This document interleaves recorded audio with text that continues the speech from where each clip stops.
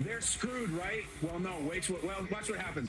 Reek Woolen on the sideline does this filibuster taunting where the officials warned him, and they're like, we have to flag you, dude. We have rules to enforce. So on a 4th and 12, they hand him a first down, and there is no one in the world happier than how this game ended than Reek Woolen, because he would have been an all-time Bill Buckner if they lost this. Why? Because on the next play, Stafford's like, Woolen is probably really upset with himself, so let me just dial up Puka for a touch. It was the worst 60 seconds a defensive back has ever had in the history of the sport, ever, including like an animated conversation on the sideline with his teammates who were probably like, what are you doing, Reek? He's like, I don't know. But here we go. On a 4th and 1, down 4, Stafford doing hero stuff. McVay, absolutely riveted. They eat up a lot of time, but they go for it on 4th and 4, down 4 points. And after this great drive, they get nothing. Nada. Zip. Bubkiss. Not Budkiss. Bubkiss. Look at McVay. Face in the call sheet. And now Seahawks looking to run out the clock. Up 4. 3rd and 8. Darnold. Oh, Cooper. All kinds of things happen on this play. Does he get the first down? Is it a fumble? McVay, very animated. They say no fumble, and they say first down.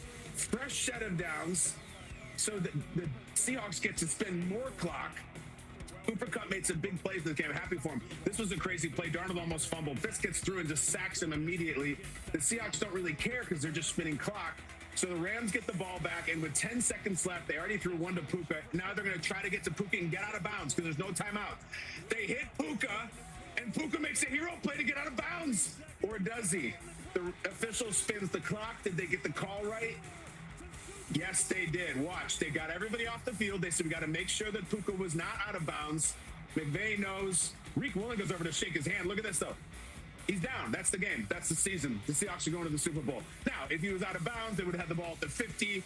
He'd throw a Hail Mary. It's not like they were assured of a win or anything, but it was a really clutch play and an accurate call. And, oh, my God, look at that image. Sam Darnold is going to the Super Bowl. That is a crazy statement right there. Sam Darnold is going to the Super Bowl. And I got to say, the thing that resonates as we do this 2018, the thing that resonates from that comment the most, Sam Darnold's going to the Super Bowl, is how little I feel like I need to pay attention to anything anyone says about any QB in the league. Because, dude, up to even last year, even throughout this year, it's like Sam Darnold, like, oh, he's never going to be anything. He was a bust, such a bust. He was a bust with the Jets. Dude, I saw a really, like, cool AI image of, like, Sam Darnold hanging up his Seahawks jersey after the game, and inside of it you see the Jets, you see the Vikings, you see the Panthers, you see the, there was one in between there, too. I want to pull up, because I was like, he was with, I couldn't. I think he's his fifth team. He was the Jets, the Panthers, the Niners. Completely forgot. Then he went to the Vikings, and then currently with the Seahawks. Only 2 quarterbacks in their career have won 14 games in back-to-back seasons in the regular season, and that is Tom Brady and Sam Darnold. Sam Darnold doing it the last 2 seasons with the 2 separate teams, Vikings and Hawks, which is crazy. And it's like all the defense, number 1 defense gets them there, yada yada. Dude balled out yesterday. Out of all 4 teams that played, he was by far the best looking quarterback. That offensive coordinator, Kubiak, doing a lot, but I think it's just such a cool story of how just give people time. He was an 18. We're going to rip 18. He really didn't get going until he didn't even get to play in Carolina when he was there. So 18, 19, 20, 21, 22, 23. Last year, 24, 7 years into the league. In 25, his 7th and 8th year, he's finally coming on. Got to a Super Bowl before Josh, before Lamar, before Baker. Just wild, right? Like, really, really wild. First, if you would have asked 2, 3, 4, 5 years ago even, if what quarterback would get to a Super Bowl first, Lamar, him, Josh Allen, Baker Mayfield. Like, even Baker came on strong, people kind of gave up on him. So what I say that to say is don't give up on these guys. Your Lawrence, even a guy like Trey Lance, who knows, So there are, I think, buy opportunities out there that we can honestly look to buy, and as a hobby, not just as a football spectator, but as a hobbyist. So, I don't know. Something to think about. Either way, we have 3 teams left in the PYT. Last I checked, let me go look at it now and see where we're at. We put that 5 mega boxes of 2024 Optic up, trying to pull some downtown. It's out of a fresh case, so if there is one in there, I'm going to do them as PYTs. If we pull it, don't worry. I won't. I'm not going to expect you guys to fill the case. So Pittman just took the rest, so we are actually full. I will check on that right after. All right, guys.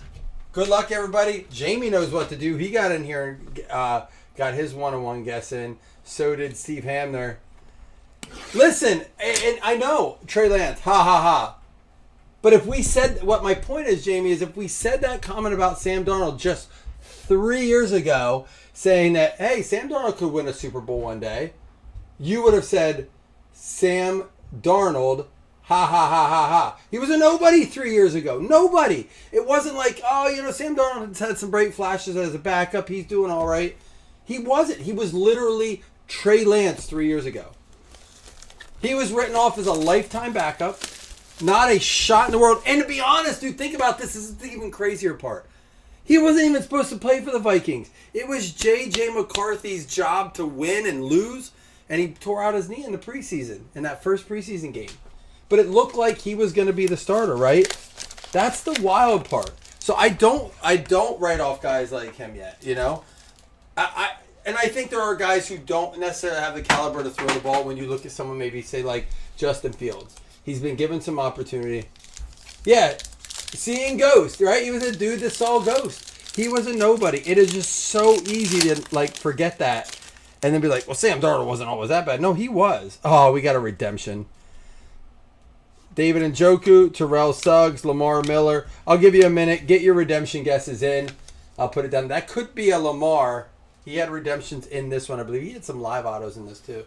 Well, that's easier said than done. It's always easy to say he was going to start for the Vikings. But if he was always going to start for the Vikings, if that was a sure thing, why didn't they re-sign him?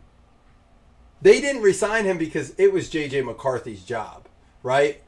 That's really what it was. And I'll tell you what, Vikings fans, I got to ask you, how are you feeling all right that you don't have him? Or are you thinking, damn, if we would have had it? I don't know. Maybe you're happy you don't. Because I've been surprised, Corey, how many Seahawks fans going into the playoffs was like, man, I wish we had a better quarterback than Sam Darnold. Maybe we didn't need, maybe we need to look.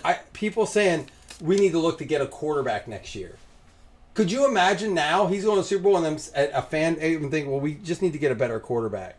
It is going to be a rookie patch autograph. Card 114, it's going to be for the Detroit Lions. Kerryon Johnson. Kerryon Johnson for the Detroit Lions.